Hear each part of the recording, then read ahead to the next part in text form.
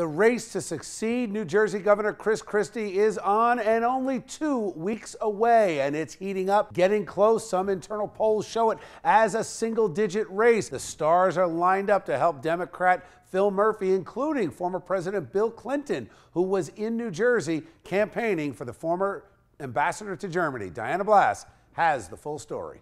Another campaign boost for Phil Murphy.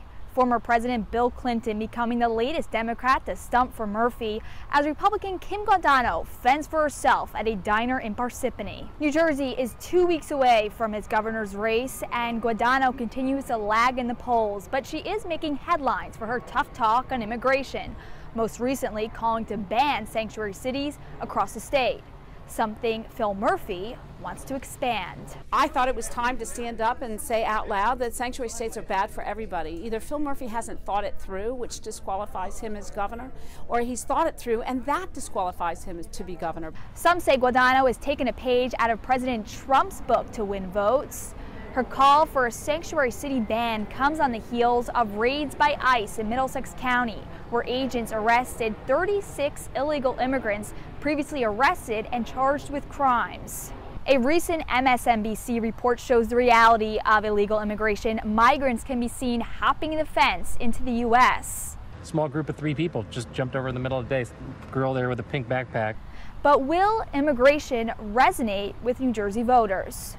Clinton commented on the issue during his appearance in Paramus, where he told voters that Guadagno's tactics is simply to scare them away from voting booths. If I can scare the living daylights out of our so-called base, not a bad word for it,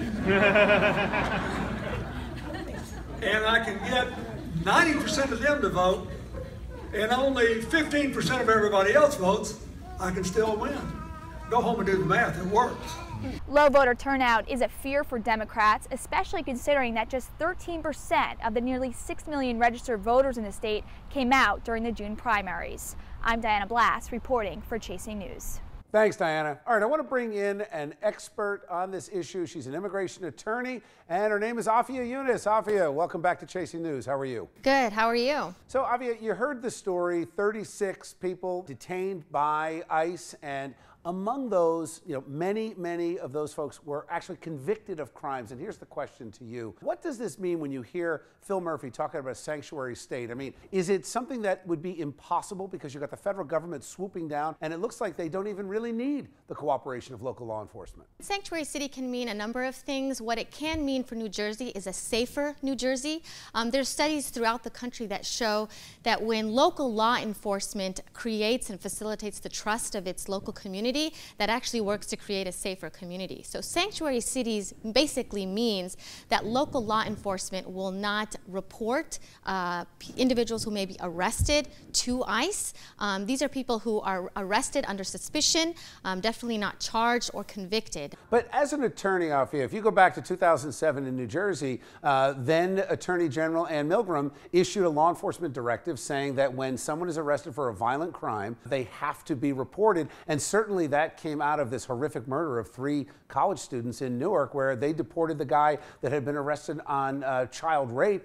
The murder wouldn't have happened. That's not necessarily true. I mean, all individuals create and commit crime. I mean, to label all immigrants as criminals, quite frankly, that's racism. That's trying to paint an entire class of individuals with one brush. That's like saying all Muslims are terrorists or all blacks are criminals, and that's what's happening here. Well, actually, Afia, I mean, only the criminals are criminals. It really has nothing to do with whether or not they're undocumented. It just seems that this is one more layer. Okay, well, Afia, I got to leave it there. Thank you, though.